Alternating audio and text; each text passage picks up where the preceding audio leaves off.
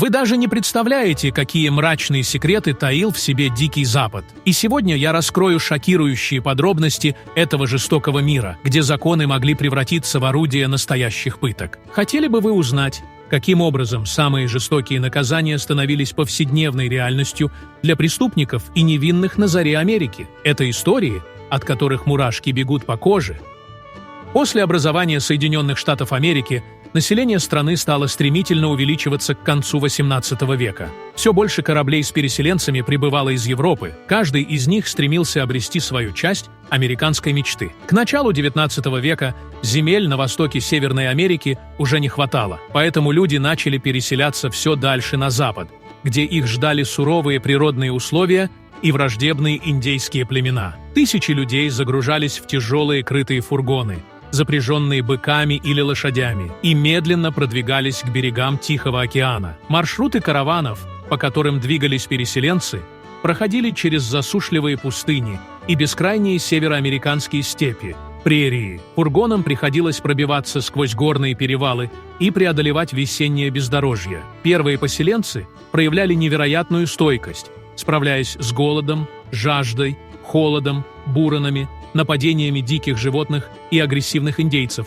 таких как апачи, команчи и сиу, которые отчаянно защищали свои земли от белых колонистов, приносивших с собой болезни, разрушения и насилие. Некоторые столкновения перерастали в масштабные войны между армией и тысячами коренных жителей. Дорога на запад была тяжелой и долгой, путешествие могло занять более 5 месяцев. Однако постепенно переселенцы продвигались вперед, осваивая необъятные просторы североамериканской равнины. Этот регион получил название «Дикий Запад» и включал территории современных штатов Северная Дакота, Южная Дакота, Монтана, Вайоминг, Колорадо, Канзас, Небраска и Техас. Для большинства новых поселенцев основным занятием становилось скотоводство. Обильные пастбища Дикого Запада могли прокормить огромные стада коров. Жесткая трава выдерживала как засухи, так и холода, позволяя содержать скот на подножном корме круглый год. Всюду ездили ковбои в кожаных брюках и широкополых шляпах.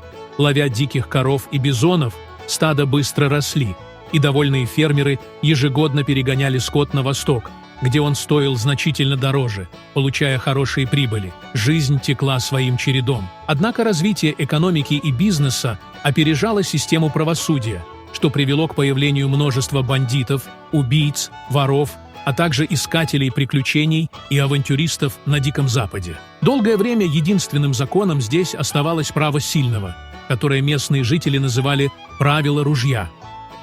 Централизованная система правоохранительных органов на Диком Западе отсутствовала. Отдельной структурой выделялась служба маршалов, которая занималась контролем исполнения федеральных законов, охраной судов и государственных учреждений, а также осуществляла исполнение судебных решений и конвоировала заключенных. Кроме того, они занимались розыском федеральных преступников, включая беглых рабов. Главными защитниками правопорядка выступали избранные шерифы. От шерифа в ту пору требовались всего несколько качеств – сообразительность, решимость и умение точно стрелять. Всем этим в избытке обладали наиболее успешные нарушители закона. В прошлом шерифы активно привлекали добровольных помощников для решения важных задач – охраны здоровья и имущества граждан, а также поимки преступников. Эти помощники, известные как баунти-хантеры или охотники за головами, получали вознаграждение за свою работу. Размер вознаграждения зависел от послужного списка преступника. Баунти-хантерам предоставлялась свобода действий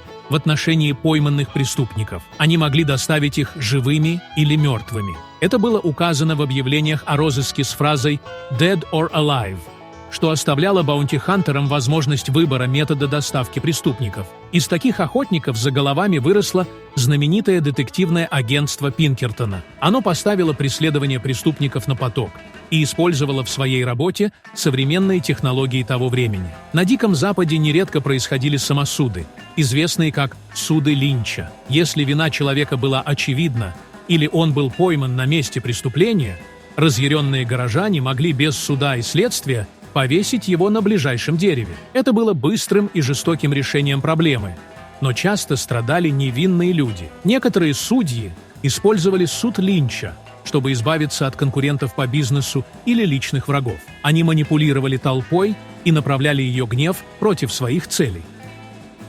Эти и другие реалии жизни на Диком Западе я описал в моем телеграм-канале «Необычная Америка», в котором я публикую самые невероятные истории из жизни в США и делюсь важными новостями. Заходите, читайте и подписывайтесь.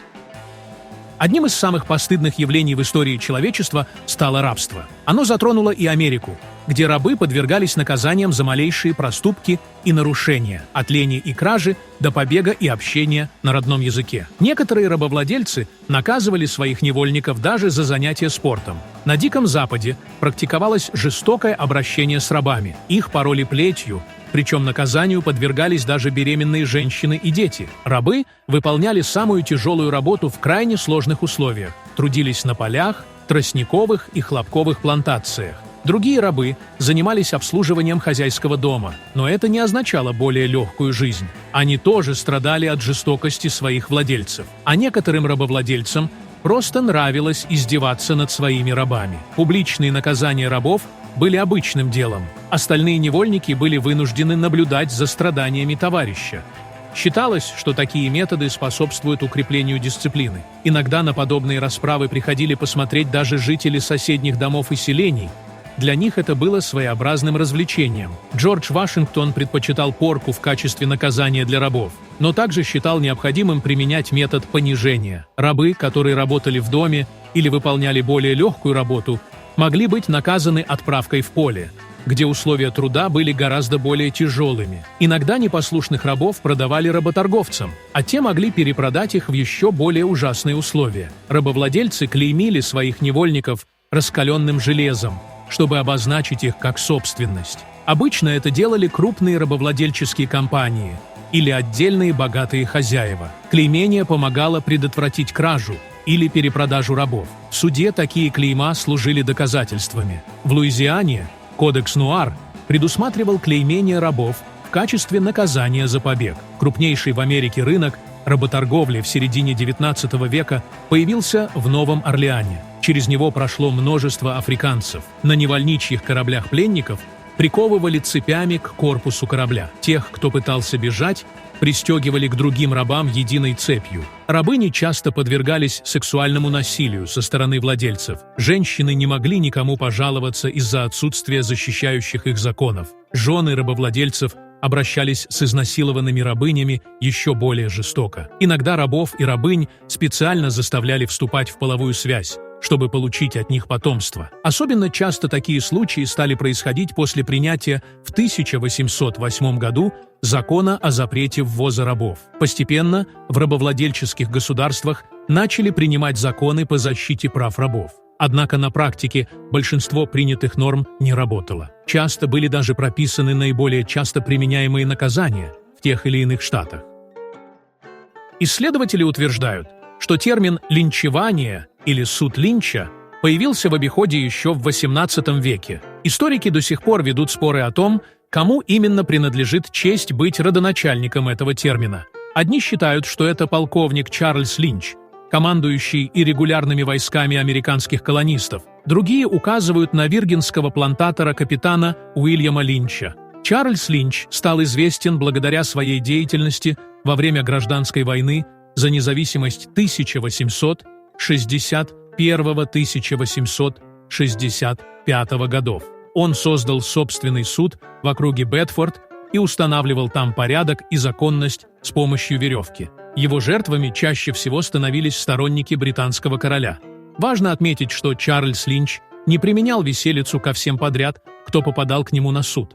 Сначала он внимательно выслушивал дело и только потом выносил решение. Уильям Линч, плантатор, также печально известен внесудебными расправами, но в основном над рабами-неграми. Обвинять его в животном расизме бессмысленно.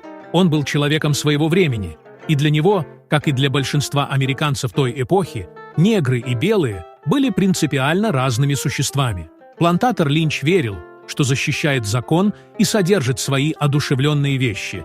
Именно так тогда воспринимали негров в должном порядке. Однако жертвами линчевания становились не только рабы-негры. На Диком Западе линчевали в основном похитителей скота. Поскольку край был действительно диким, то убийство человека там могло сойти с рук. Но вот за кражу коня или угон коровы вешали беспощадно. В большинстве своем никто из так называемых судей не затруднял себя тем, чтобы доставить обвиняемого до ближайшего крупного населенного пункта, где представитель закона смог бы совершить правосудие. Оно вершилось сразу на месте, без суда и следствия. Чаще всего преступника бросали в пустыне без еды, питья и одежды на произвол судьбы. Выжить в таких условиях не мог никто. Однако в судах Линча зачастую участвовали и законные представители исполнительной власти – судьи, мэры, шерифы. В качестве наказания применялись различные пытки – повешение или сожжение на костре. Все это превращалось в массовое мероприятие, о месте и времени которого сообщалось заранее. На казнь собирались местные жители, представители прессы. Иногда устраивались целые представления, как в цирке. Поводом для линчевания на Диком Западе могло и послужить то, если вы не уступили дорогу всаднику или конному экипажу. Но если вы попали в ДТП в современной Америке и не знаете, что делать дальше, куда обращаться за помощью, где найти грамотного юриста, как получить компенсацию, если у вас нет страховки. Компания ДТП «Америка» помогла получить компенсации на 21 миллион для своих клиентов. Здесь вам точно ответят на все интересующие вас вопросы. Ссылка в описании.